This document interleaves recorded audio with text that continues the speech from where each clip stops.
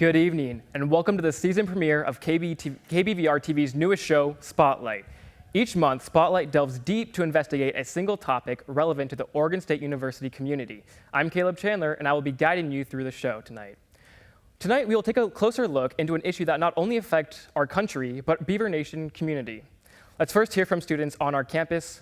Barometer reporter Donald Orr set out to discuss food insecurity and campus resources with fellow students. Let's take a look. What would you describe your average meal is on a day-to-day basis? Like McNary food, just kind of like fattening. Probably some like rice bowls, grain bowls, pizza. I just had panda.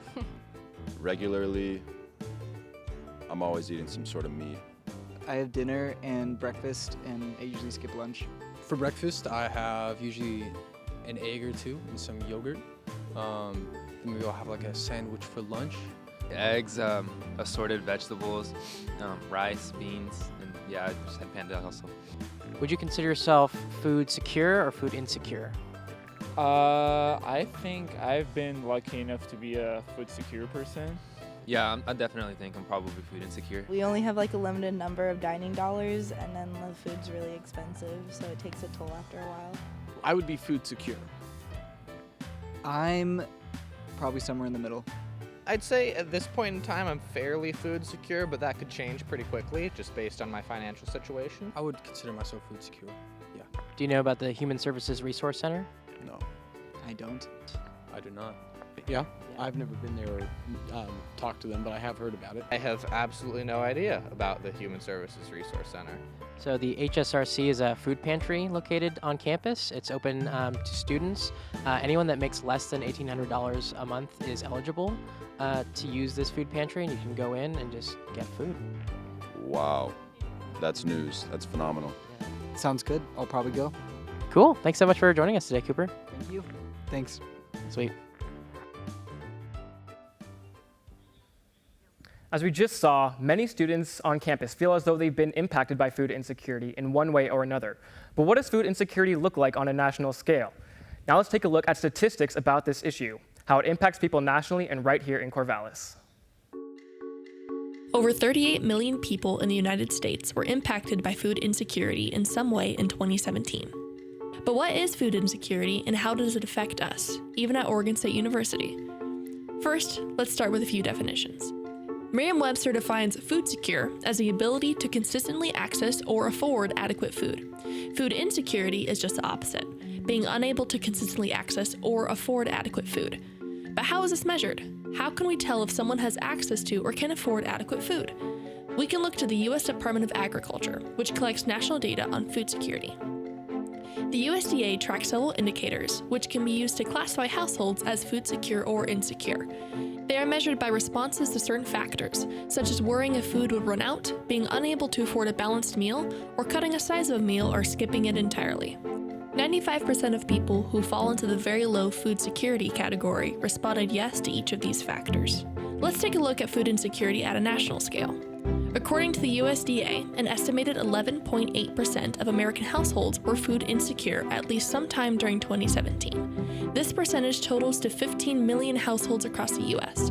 Assuming the average of 2.58 people per household, this totals to roughly 38,700,000 people in the U.S. who were affected by some form of food insecurity during 2017. Now let's take a closer look into the state of Oregon. In 2017, 16.12% of households were categorized as food insecure, above the national average of 11.8%. This issue not only affects homeowners in Oregon, but some Oregon State University students feel the impact as well. OSU's Human Services Resource Center publishes an annual food insecurity by the numbers report, collecting data from students who completed the food assistance application. Of the 903 students who completed this application in fall 2017, nearly all of them met the definition of being food insecure in the past year. 8% of these students were considered food secure, 10% having low food security, and 82% were classified as having very low food security.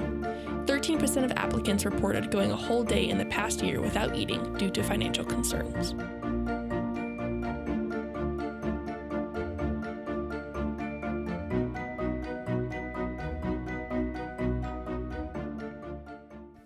We have seen how food insecurity is an issue at a national and local scale, But how does OSU work to assist students dealing with food issues? When we come back from the break, we will explore different resources that OSU offers to help combat food insecurity, as well as sit down with Nicole Hines, director of OSU's Human Service Resource Center, to talk about how this issue affects campus.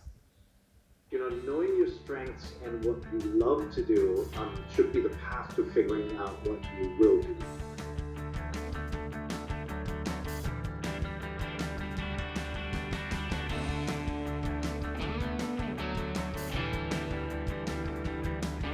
Simply put, this is a show made by college students for college students. Okay. I got a stick figure. Cowboy. Cowboy's right. Cowboy's correct.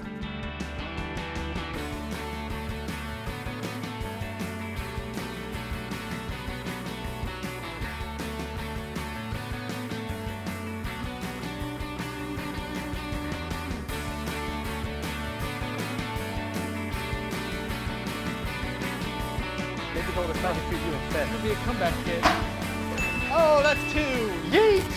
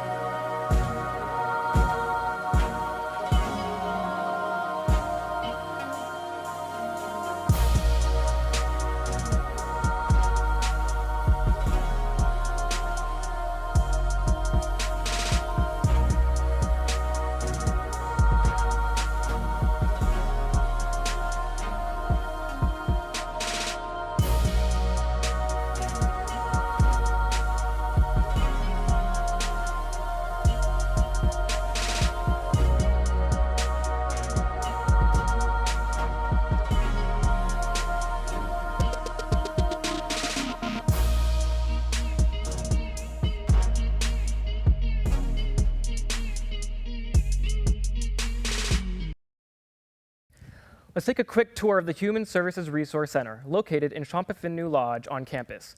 The HSRC is home to a community kitchen and the OSU food pantry. As tuition rises, more and more students are stressed financially. That's where the HSRC comes in. We help students get their basic needs met: food, housing, textbooks, and that sort of thing. So that way students can focus on academics and their goals. One of the things that make the HSRC unique is that we use student fees to turn around and give back to students who need it. We distribute food funds so under-resourced students can buy meals on campus. Last year, almost 2,800 students applied for food assistance funds. The HSRC distributed an average of $143 to about 1,400 unique students over the course of the year. We also use student fees to add to and maintain our textbook lending program, which has grown at least twice as fast as expected because of the rate of how often students and faculty are making donations. Welcome back. This evening I'm here with Nicole Hines, director of the HSRC, which we were just able to get a little tour of. Hi, Nicole. Thank you for coming on the show. Happy to be here. Thank you. So, Nicole, as your position as director of the HSRC, you work frequently with students dealing with food insecurity. I have a couple of questions here, and I'm just going to start it off. Sounds great. So, why is food security such an issue on college campuses? Yeah, we're reaping what we've sown. So as we, as a country, as a state, have disinvested from education, tuition has risen in response, and the cost of living has also increased. And so those things combine to just really pinch students on both sides and make it challenging for them to be able to afford food and housing pretty consistently. Okay, thank you. So we've acknowledged that it is a problem facing college campuses, but then why is it such a challenge to actually maybe do something about it? It's hard because it's a sticky problem. So you can't solve it in one day by just giving students food, because they're going to need food the next day. And so it really takes a concerted effort of really thinking about these things systemically, not just on an individual basis. Thank you. So luckily OSU does have a resource center, which is the HSRC. So if somebody doesn't really know what that is, could you help explain maybe what the HSRC has and the resources available to students? Yeah, absolutely. We have an abundance of food security programs. We probably have about 8 total, everything from our food pantry to kind of food funds, which puts money on students' ID so they can buy meals on campus. We do cooking classes. We have emergency housing resources, so we can help students if they're in a tight spot with housing, as well as a textbook lending program, because we know that sometimes students might decide not to buy their textbooks so they can get food, and we think that's a crappy choice either way. All right, well, thank you so much. Mm-hmm. So one thing is, what is something that could really help make an impact to this problem of food insecurity on campus? Yeah, there's some great national leaders in this conversation, like Dr. Sarah Golder-Grab. She's arguing that, and it makes a great point, that an expansion of the National School Lunch Program would be a really good way to come at this program, because when students are low income and can't afford to eat in elementary and high school, we know that that's a barrier to their learning, and that doesn't just go away when they show up on our college campuses. And so an expansion of that could really help us come at this problem at a bigger systemic level. Yeah, thank you. And then on a day-to-day basis, what can students of OSU do to make sure that they get a nutritious food every single day? Yeah, a really great way for students on our campus to do that would be to follow the Eat Free OSU Twitter account. This posts all the events that happen on campus that have free food, and so it's a great way for students to get involved. And that's from OSU Catering, which makes delicious food, and so students will really be able to kind of go learn about something happening on campus and then walk away with a full belly. Yeah, thank you. Can students also get involved with also volunteering, perhaps, or even like at the upper levels of where like helping think of ways to help combat or help fight food insecurity as well, beyond just like actually going for the actual resource? Yeah, we love volunteers. We can't really operate our food pantry very well without them. Volunteering is a really great way for students to make a difference. We also have an advisory board that provides some leadership opportunities for students. And really, if someone's interested and they show up and they talk to me, I'm going to find a way to get them connected. All right, thank you. So one other thing that kind of goes around campus from student to student is this thing known as meal bucks. Mm-hmm. But also sometimes it's not the most known thing. So could you help explain a little bit about what meal bucks are, and then also, you know, who's eligible, and then deadlines, if there are any, with it? Yeah, so meal bucks is money that students can get on their ID so they can buy meals on campus. And we also have another program called the Full Plate Fund that comes from donated meal swipes from UHDS students. And rather than have two different applications, there's one food assistance application that is online, lives on our website, and students need to complete that by Friday of week 1 of the term.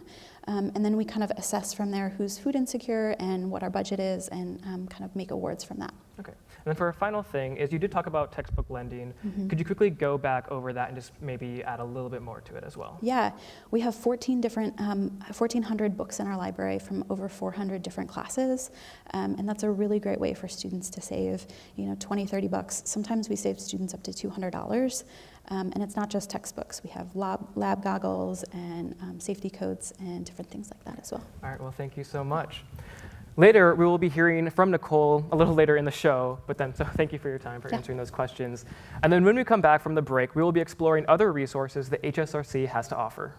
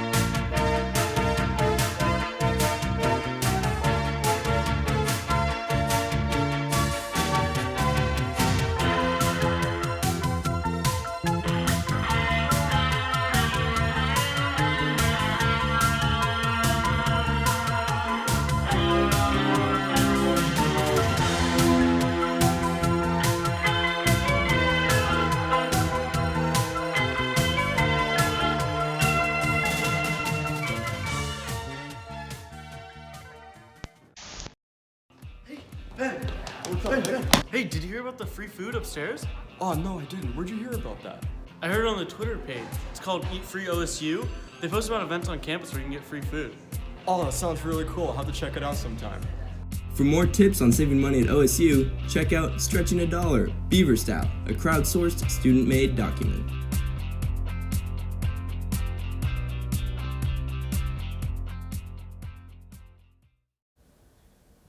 Last week, our Spotlight crew set out to answer this last question: what can students do on a day-to-day basis in order to provide themselves with nutritious food? We stopped by the community kitchen in the HSRC to talk with JD Monroe, sous chef for the Southside Station at Arnold Dining Hall. JD showed us an easy, nutritious, and affordable recipe that any student can make from their homes. Let's take a look at this recipe.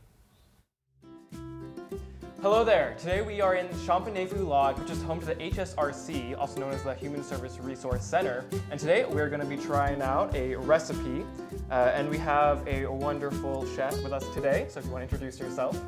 Hi, my name's Chef JD Monroe. I work at Arnold Dining Center here on Oregon State University's campus. And today we're going to be making a chicken orzo with spinach and feta.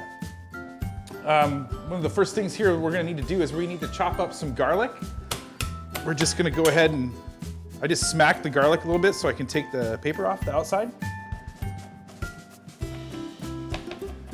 Doesn't need to be fancy, just a nice rough chop like so. So here I have some picked oregano, and I'm just going to give that a rough chop as well. That's really it.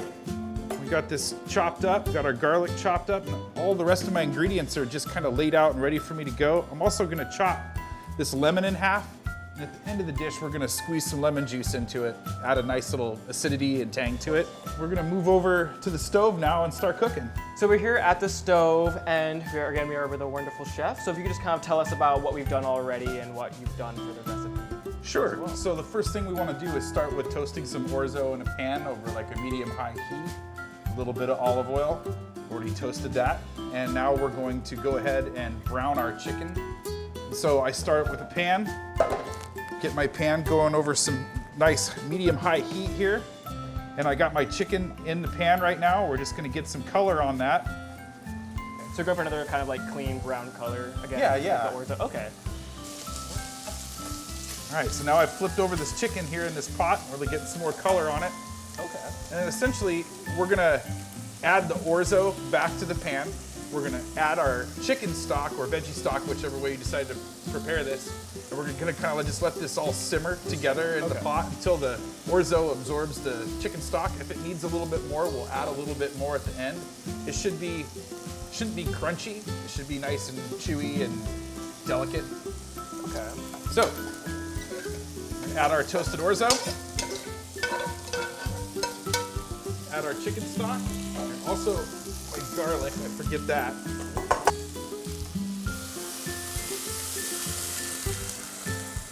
And we just add that chicken stock in there. Okay. Give it a stir.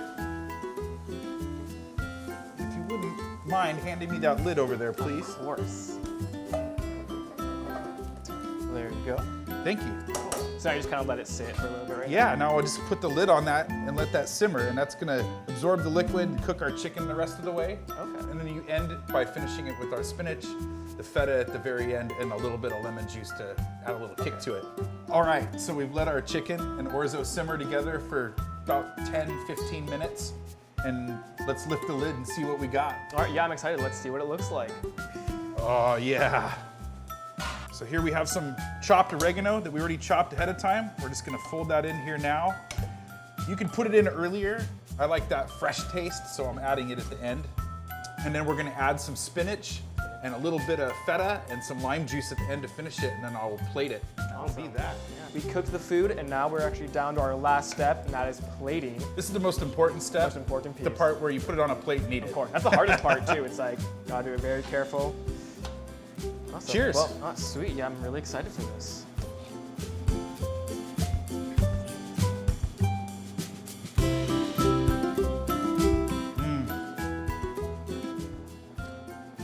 It's good.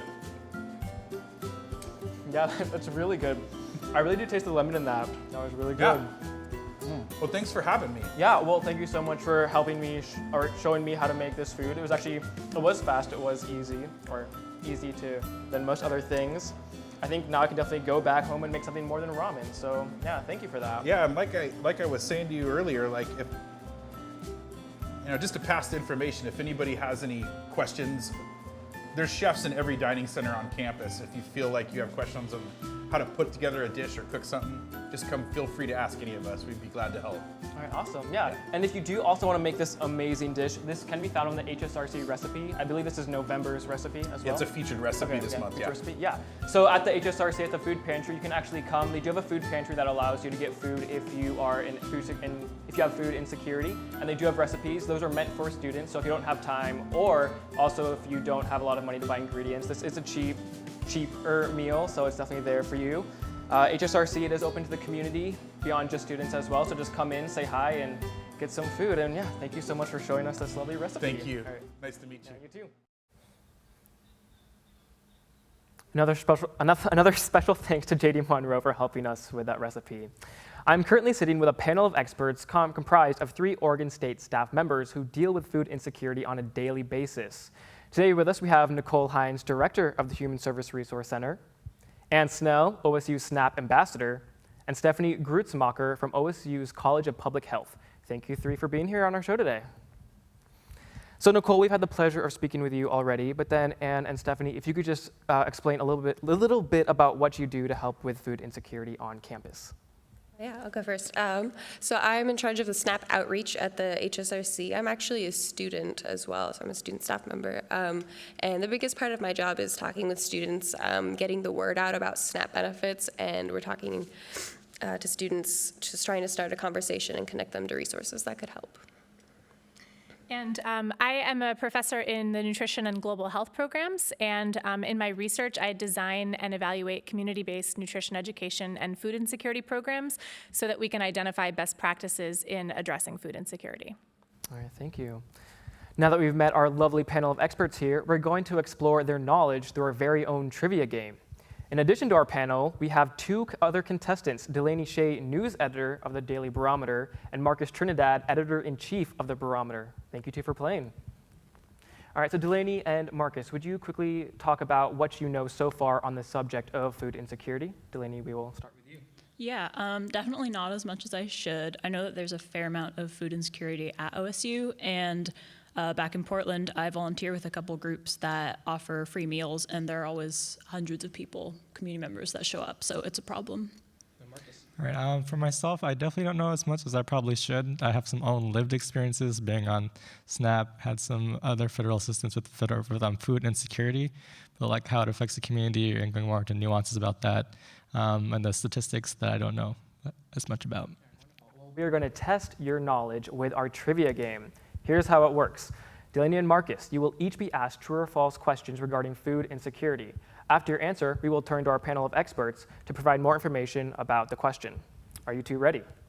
Yes. All right, wonderful. Delaney, we are going to begin with you. Okay. So your first question is, students must schedule an appointment in order to use the HSRC's kitchen. True or false? True. That is actually false. Okay. If you could please explain a little bit more about that. We know that food insecurity is caused by lots of different things, and not everybody has access to a kitchen. And so sharing our kitchen is one of our most important food security programs. Anyone can come in when we're open during business hours and use our kitchen as long as there's not a cooking class or a food pantry event going on. All right, thank you so much for that. All right, Marcus, you're up. Are you ready? I think I am. All right, your question is, food stamps provided by SNAP are only accepted at certain grocery stores in Corvallis. True or false? Certain grocery stores? I'm going to say yes and no. Let's go true. Okay. All right, so it is actually false. I'm sorry. And then Anne, if you could explain a little bit more about that. Yeah, so that's false because you can actually use them at all the grocery stores, pretty much everywhere. And convenience stores accept SNAP benefits as well, so like 7-Eleven, things like that. Cascadia Market on campus also is a place where you can use your SNAP benefits, and you can also use them at the farmers market at certain dates and times. Thank you so much. All right, Delaney, we're going to come back to you. Your question is, Oregon has higher rates of food insecurity than the national average. True or false? True. You're absolutely correct. That is true. And then Stephanie, if you would please. Yes, so Oregon does have a higher rate of food insecurity than the national average. And in fact, recently, when all other states' food insecurity was declining, Oregon's rate was still increasing. And there are some subpopulations within the state who might be more likely to struggle with food insecurity, like homeless individuals and tribal community members. All right, thank you so much. All right, Marcus, we're headed back to you. Your question is, the HSRC does not offer food assistance programs outside of students' regular dining plans. True or false? False. You are correct, that is false. And then Nicole, if you would please. Yeah. Our food assistance application is really our most popular program. Last year we had nearly 2,800 students apply for that.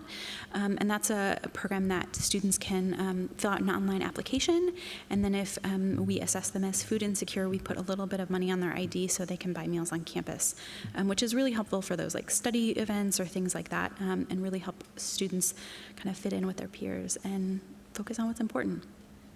All right, thank you so much for explaining. All right, Delaney, back to you.